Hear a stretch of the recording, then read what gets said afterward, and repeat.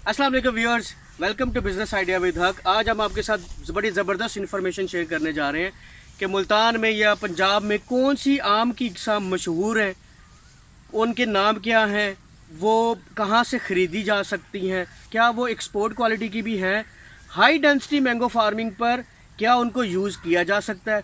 और हम जिस फार्मर के पास आए हैं इनसे मशवरा लेंगे कौन सी ऐसी किस्म है जो इन्होंने यूज़ किया हाई डेंसिटी की मैंगो फार्मिंग में और उनका रिज़ल्ट कैसा आएगा और टेस्ट के लिहाज से कैसे है। तो हम बेसिक सवाल पूछेंगे। आइए हम फार्मर से मिलते हैं और उनसे बेसिक सवाल पूछते हैं कि उन्होंने कौन कौन सी किस्म हाई डेंसिटी फार्मिंग में यूज़ की है। अस्सलाम वालेकुम। वालेकुम सलाम जी। सर क्या हाल है? अल्हम्दुलिल्लाह। सर आपने हाई डेंसिटी मैंगो फार्मिंग शुरू की है, जी अल्हम्दुलिल्लाह। कैसा जा रहा है सर तजर्बा? बहुत अच्छा जा रहा है सर ये हमें बताइएगा कि आम की कितनी किस्म है जो पाकिस्तान में बड़े शौक से खाई जाती है? वैसे तो आम की अनगिनत अक़साम है, सही। शायद हमें भी ना इतना मालूम हो कि कितनी अक़साम है इनकी। अच्छा। तो बेसिकली जो हमारे एरिया में है वो मेन मौसमी चौरसा है, जिसको हम कहते हैं सफ़ेद चौरसा। सही। एक होता है चौरसा लेट, उसको सही। भी सफ़ेद लेट बोलते हैं। सही। ये लेट वैरायटियों में आ जाते हैं दोनों चौरसे।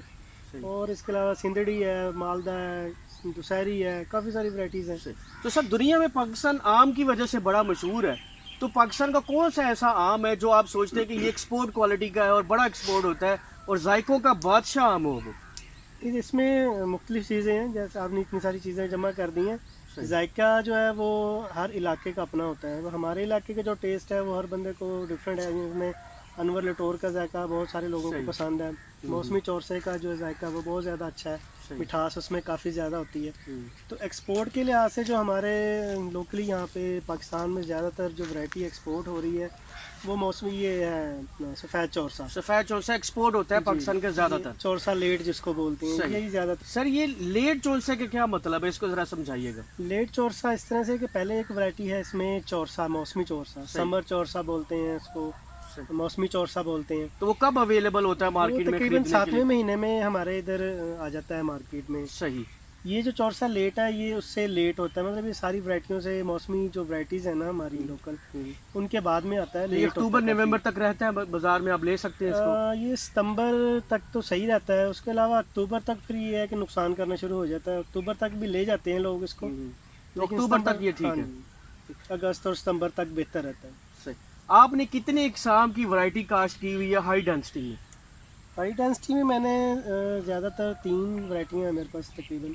सही। एक तो है ये मौसमी लेट जो है चौरसा, सफ़ेद चौरसा लेट जिसको बोलते हैं। सही। एक मैंने लगाया हुआ है सिंदड़ी, सही। मौसमी सिंदड़ी जो है। ये 2 मेन वैरायटी हैं जो मैंने ज़्यादा काश्त की हुई हैं। इसके अलावा मेरे पास इसकी वजह सर इन दो मेन वैरायटीज को कास्ट करने की? इनकी मेन वजह ये है कि हाई डेंसिटी में क्योंकि पौधे का फासला कम होता है, बिल्कुल सही। तो ऐसी अक़साम लगानी चाहिए जिनका जो हाइट जो है ना कुदरती तौर पे, नेचुरली तौर पे हाइट ज़रा कम हो। अच्छी। मैं अपने व्यूअर्स को बताता चलूँ कि जो पुराने वक्तों में आम लगाए जाते थे, आप देखते हैं उनका हुजम बहुत ज़्यादा होता था, जिसकी वजह से उसके ऊपर फ्रूटिंग भी इतनी ज़्यादा नहीं होती थी, लेकिन हुजम उनका साइज़ बड़ा होता था।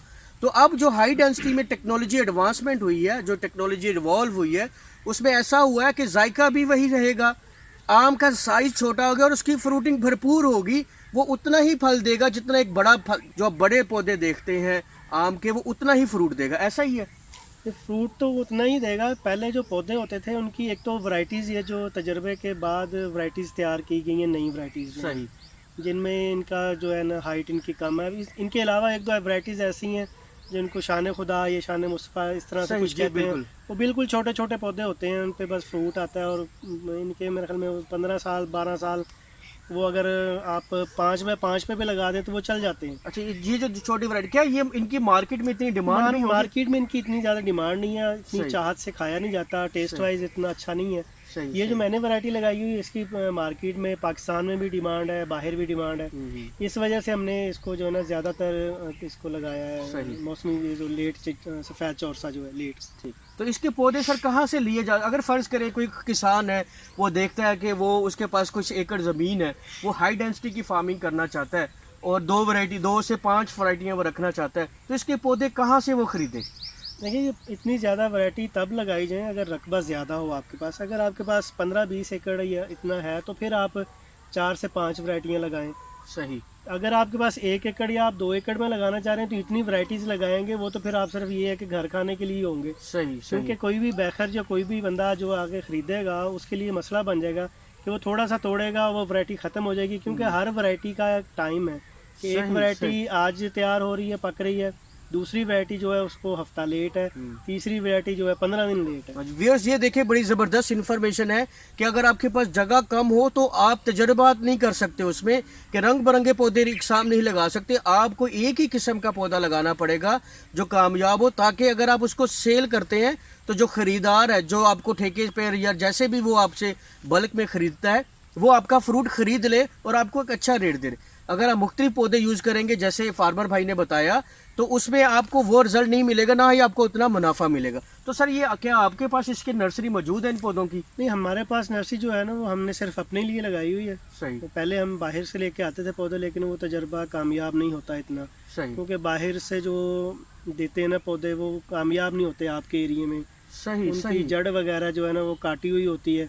तो मैं पहले 2-3 साल लगाता रहा हूँ, तकरीबन 2004 से मैंने शुरू किया लगाना। सही तो मैं माशाल्लाह। कामयाब नहीं हो पा रहा था। उसकी मेन रीज़न यही आ रही थी कि मैं पौधा बाहर से लेके आता था, सही। यहाँ पे आके उसमें से अगर 100 पौधे हैं तो 10-15 चल जाते थे बकाया बाकी सारे। तो सर ये तो कुछ वही हो बात होगी जैसे कुछ लोग ऑस्ट्रेलियन काउस लेकर आते हैं पाकिस्तान में, वो मौसम नहीं सूट कर बिल्कुल। पाता, वो खराब हो जाती है और उनके लाखों रुपए डूब जाता है। तो ये पौधे भी उसी तरह रिएक्ट करते हैं जी, कि किसी दूसरे इलाके का आप अपने इलाके में लगाते हैं, वो पौधा ग्रोथ नहीं करता, नुकसान देखना पड़ता है।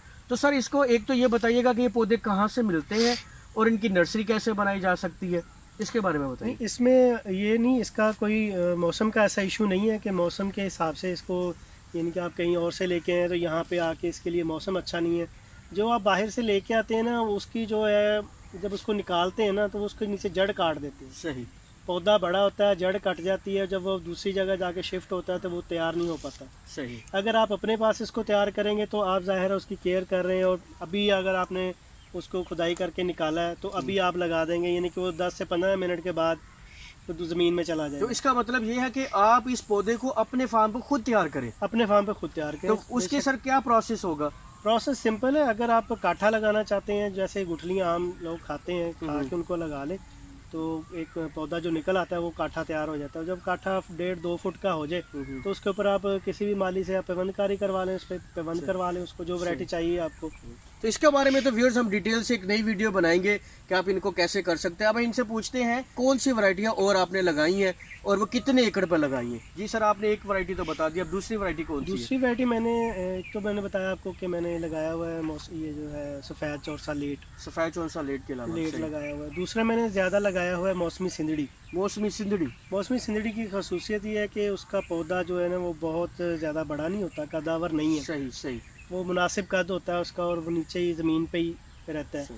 तो वो फ्रूटिंग उस पर अच्छी रह जाती है। तो हाई डेंसिटी पे हम उसको इस्तेमाल कर सकते हैं। जैसे सर ये एक पौधा सामने लगा, ये कौन सी किस्म का पौधा है? ये वही सफ़ेद चौरसा लेट है। सफेद चौरसा लेट। जिसको कहते सर हैं। इस पे तकरीबन एक साल में जैसे ये आपका माशाल्लाह, ये कितने साल का पौधा है?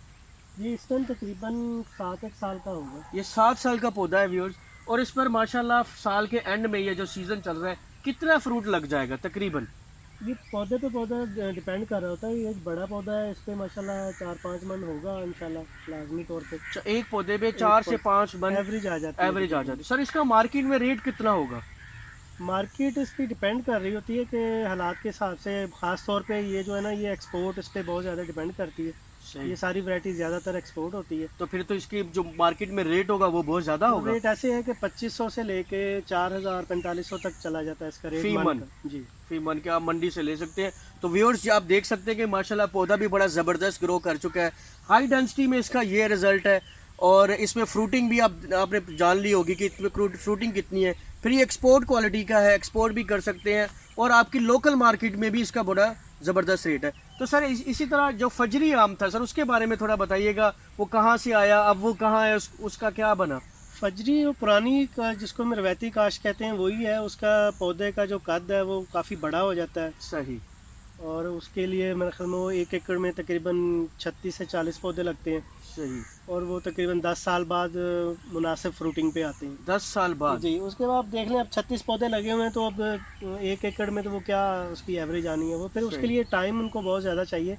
वो पौधा जो उसकी, क्योंकि आम की लाइफ तो काफ़ी लंबी है, 50 साल तक तो आराम से चल जाता है ये। अच्छा, एक पौधा? जी।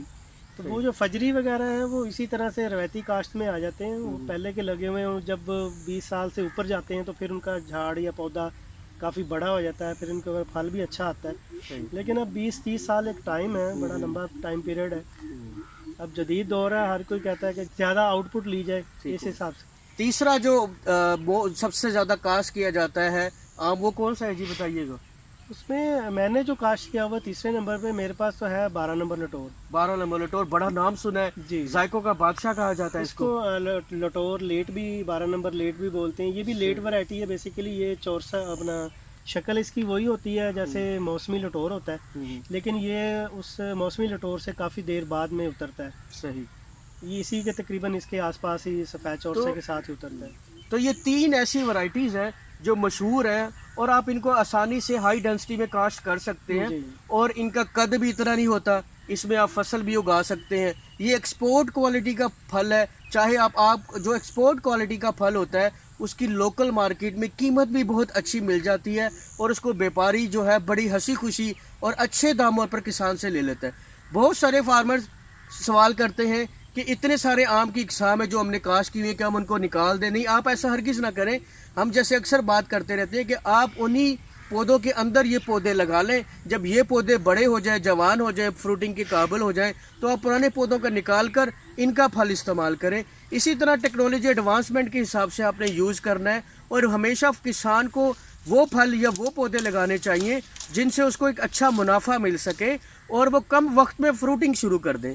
तो आज की वीडियो में आपने ये जाना होगा कि हाई डेंसिटी की फार्मिंग में कौन सी इकसाम मशहूर है और जो एहसान डोगर साहब ने अपने फार्म पर कौन से पौधे लगाए हुए हैं जो कम वक्त में मिनिमम टाइम में जवानी की एज में आ जाते हैं पौधे और फल देना शुरू कर जाते हैं और मोस्ट सूटेबल है हाई डेंसिटी की फार्मिंग में as compare to other farming. तो नेक्स्ट वीडियो तक के लिए हमें इजाज़त दीजिए। उम्मीद है आपको ये वीडियो बहुत पसंद आई होगी। अगर आपको ये वीडियो पसंद आई तो हमें लाइक करें, शेयर करें, चैनल को सब्सक्राइब करें और हमें दीजिए इजाज़त। नेक्स्ट वीडियो तक के लिए हम होंगे आपके साथ एक नई वीडियो में नई इन्फॉर्मेशन के साथ। वस्सलाम, अल्लाह हाफिज़।